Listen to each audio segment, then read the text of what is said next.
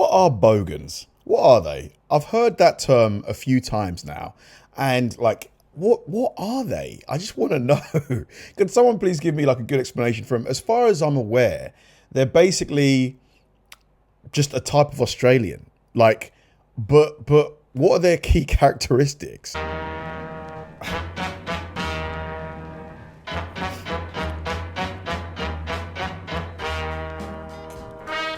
One of the most important parts about Australia are the native animals. Animals such as kangaroos, koalas, wombats, dingoes, maggots, just to name a few. Our unique collection of native creatures sets us apart from the rest of the world. But in today's video, we'll be focusing on what is arguably the most important native species in all of Australia. And if you've read the title of this video, you'll already know that that species is the bogan. Ah, it is like a redneck. I see. Like an Aussie redneck. As I mentioned before, the bogan is native to Australia and shares a lot of DNA with the American redneck. But just because these two creatures share a lot of DNA... I mean, how's he doing that? He must have like no teeth, right? doesn't mean that they're anything alike. So in this video, I'm going to tell you everything that you need to know about the different types of bogans, where to find them, and how to spot them. So without further ado, let's get into it. We'll start off by answering the question, what is a bogan? A bogan is a subspecies of human that can be found in every town, city, and corner of the Australian continent. Hang on a minute, is there an actual town in Australia called Tittybong? Seriously? Usually spotted driving a Holden Commodore with a red flannelette shirt on, wearing footy shorts, thongs, and speed dealer sunglasses, topped off with a dodgy mullet, the bogan is a truly unique creature. Some hobbies of the bogan include drinking, gambling, and drinking. And all those hobbies that I just mentioned are entirely funded by Centrelink. So now that you sort of know... What is Centrelink? I've heard that referred to as well in quite a few videos. What a bogan is, we're going to get into where you can find them. Bogans have many different habitats, which means that if you want to go find one, there's many different places where you can go looking. But thanks to my PhD in boganology, over the years, while I've been studying this native Australian creature, I've come up with a list of places where you're most likely to find a bogan in their natural habitat. First up, we have summer gnats. It's no secret that bogans love burnouts, and if they're not smoking the glass barbecue, they're out there smoking tyres. Whether it's a $200 AU Falcon with no rear brakes, or a $200,000 HSV Maloo, there's nothing a bogan loves more than a good burnout. So it's only natural that once a year when Summer Gnats is on in Canberra, hundreds of thousands of bogans make the annual pilgrimage down to the Holy Lands to get a piece of the action. Oh my god, is he drinking beer out of a shoe? Oh, come on, man. Oh. Another place just as common for bogan spotting is Bathurst. Just like summer gnats, Bathurst is held once every year and has the three things that all bogans need: Holden, sort of, Ford, and alcohol. At the time this video gets uploaded, 2023's Bathurst has came and went, and as per usual, with it came some great bogan moments. Another common location for bogan congregation. Hang on a minute, so that means if I go Bathurst in October, there's going to be a significant amount of bogans around. Okay, so I'll get to see a lot of them in the flesh. Is Bali. With cheap beer, cheap cigarettes, and only a 50% chance you're going to end up with food poisoning, Bali is the ultimate destination for a bogan holiday. All a bogan needs to be happy is cheap alcohol, cheap cigarettes, cool clothes like this that they can get from the link in the description, and easy access to anything with an engine. And luckily enough for Australia's bogan population, Bali has all three readily available. And that of course means a whole lot of this. You gonna do those helmets up? Oi, brother! How are you? Hey mate, are you right to drive?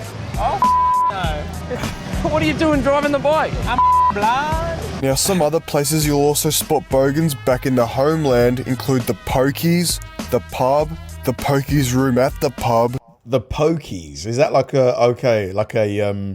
betting shop? Yeah, like a bookies. Dan Murphy's, the back of a divvy van, and of course, Centrelink. Okay, so now you're clued up on what a bogan is and where to find them. But there's a lot more to the bogan species than just beer and burnouts. But just like how a bogan is an offshoot of the human species, there are many different offshoots from the bogan species. So just like dogs, spiders, and hepatitis, when it comes to bogans, there are many different types. The first type of bogan that we're going to be getting into is the stereotypical bogan. This is the sort of bogan who wears nothing but flannelette shirts and footy shorts, lives off Centrelink and has little to no teeth. There has been many documentaries made about the stereotypical bogan. Some of the most notable ones include Howzos, Bogan Hunters, and A Current Affair. The easiest place to find a stereotypical bogan is at the front of Dan Murphy's at 8 AM on a Wednesday. These sort of bogans spend all their money on alcohol, child support, and hooning fines. And once in a blue moon where they manage to save up $500 on the side, they get straight onto Facebook Marketplace, buy a brand new second-hand VT Commodore, weld the diff, and add to their collection of hooning fines. The stereotypical bogan lives a simple life. As I mentioned before, as long as they have access to alcohol, cigarettes, and anything that they can do a burnout in, they'll be happy as Larry. So with that being said, we'll get into our next type of bogan. So the average bogan doesn't work? They don't have a job? They must. Because it sounds like Centrelink is basically Australian benefits. Is that right? And that is the cashed up bogan. Unlike the stereotypical bogan, the cashed up bogan has something called a job.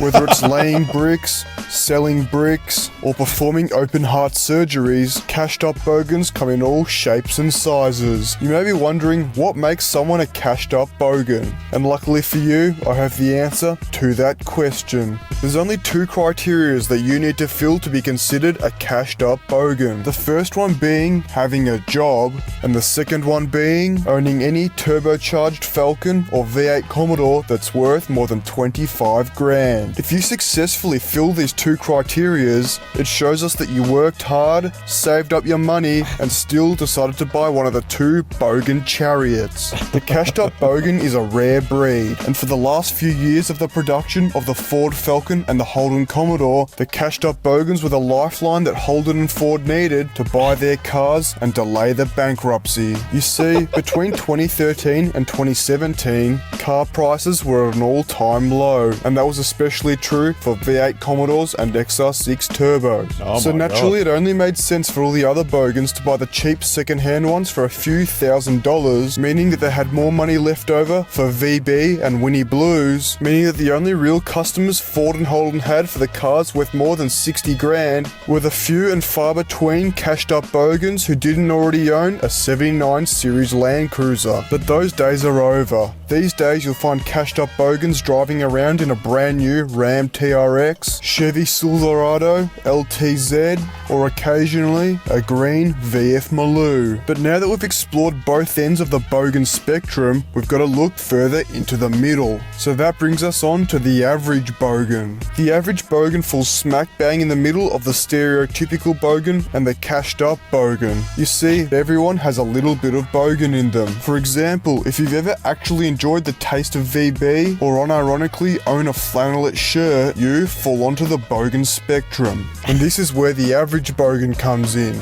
The average bogan may live a normal life with a normal job and be a somewhat respected member of society. But that doesn't mean that here and there they don't enjoy a bit of AU Falcon action.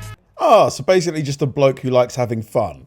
You know, he's going to be normal. He'll have a job, you know, functioning social life and all that. But on occasion at the weekends, he might want to go and do a burnout or something. Centrelink rotations, VB annihilation, and a trip to Bali every couple of years. All in all, most of the time bogans get a bad rap. But at the end of the day, there's not one person in the whole of Australia who lives a bogan-free lifestyle. And there's no one in Australia that can admit that there's nothing more fun than having a few drinks and riding a old dirt bike around someone's backyard. And on that note, it's time to end. If you enjoyed this video, oh my God, they look fun, these bogans. I'm not going to lie to you. I mean, they seem like fun people, the bogans. You know, yeah, they might not, they might spend all their money at the pokies and, you know, they might cause a bit of pollution with the burnouts. But other than that, they seem all right. Any Australians watching this, if you're either a bogan or you've just spent a lot of time with bogans, is the description given in this video accurate, or does it differ in any way? Like please let me know. Thanks for watching, guys. If you enjoyed the video, please like and subscribe. And if you did, check out this video right here and hit the join button below. See you there.